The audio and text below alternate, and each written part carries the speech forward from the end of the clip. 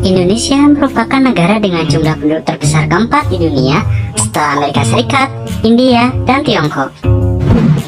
Badan Pusat Statistik memproyeksikan bahwa jumlah penduduk Indonesia akan terus meningkat dan mencapai angka 305 juta penduduk pada tahun 2035. Uniknya, sebagian besar penduduk Indonesia akan menempati wilayah perkotaan. Tentu saja hal ini akan berdampak positif pada pertumbuhan dan perkembangan industri serta modernisasi kawasan perkotaan. Di lain pihak, aktivitas penduduk yang masif dan tidak terkontrol seperti membuang sampah sembarangan dapat merujuk pada pencemaran lingkungan. Pemerintah sebenarnya telah menyediakan TPA sebagai solusi limbah domestik.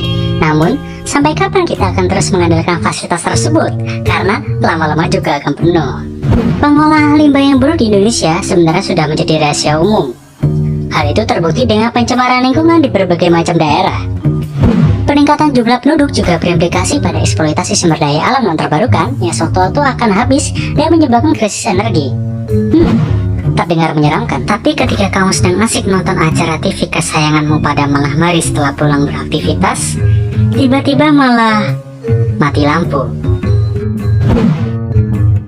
Atau ketika kamu sedang jalan-jalan dan ingin mengisi bahan bakar di pom bensin, malah ada pengumuman BBM habis.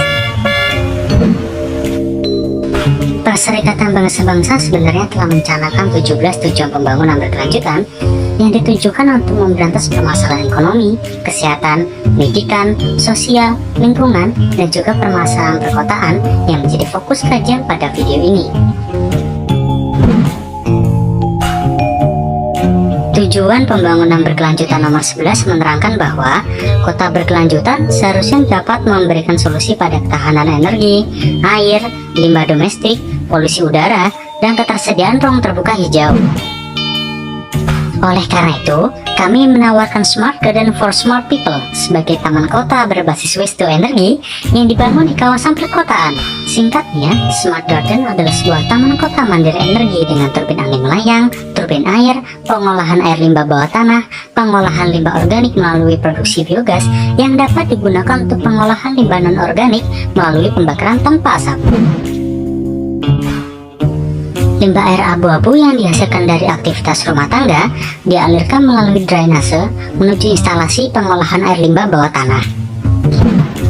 Air limbah ini ditampung pada bak penampungan, kemudian dialirkan menuju biofilter anaerob yang terletak di bawah tanah.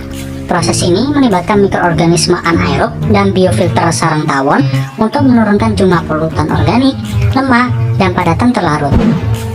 Selanjutnya, air hasil filtrasi dialirkan menuju biofilter aerob yang berupa air mancur.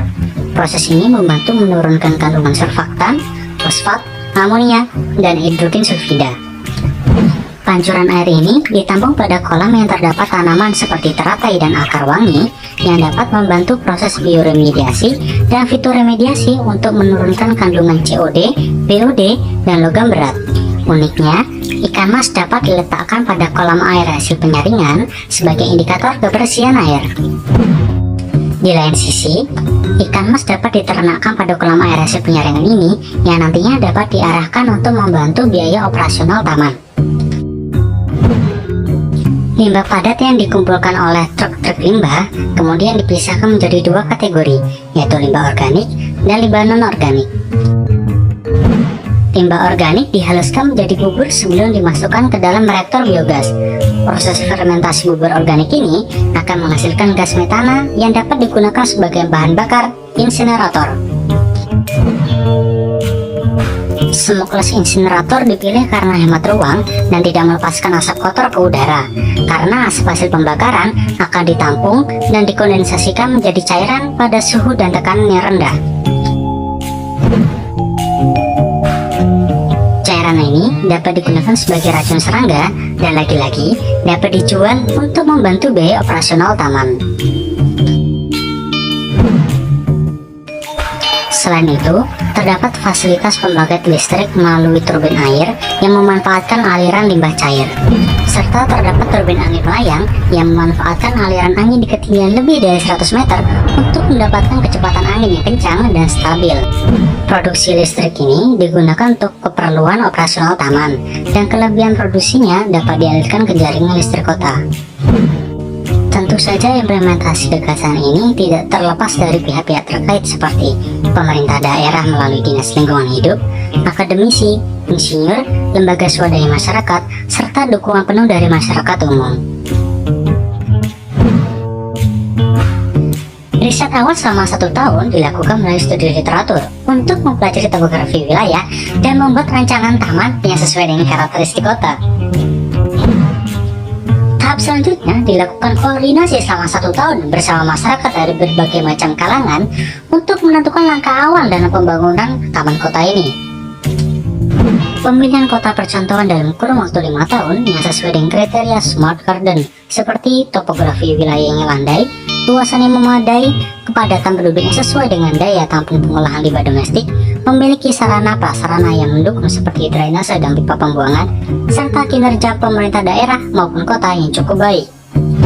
Pengendalian, evaluasi, dan pengawasan dilakukan secara berkala setiap bulan selama 2 tahun untuk memastikan sistem yang telah dibangun dapat berfungsi dengan baik. Hasil evaluasi ini akan menentukan apakah sistem layak untuk diuji cobakan di daerah yang lain atau tidak. Pembangunan konsep ini akan dilakukan di seluruh kota di Indonesia setelah uji kelayakan menunjukkan hasil yang baik, dan proyeksi pembangunan akan selesai dalam waktu 15 tahun. Smart Garden diharapkan mampu menjadi solusi bagi permasalahan limbah melalui konversi sampah menjadi energi. Selain itu, konsep ini dapat menambah jumlah ruang terbuka hijau dan memberikan edukasi bagi masyarakat mengenai pengelolaan limbah.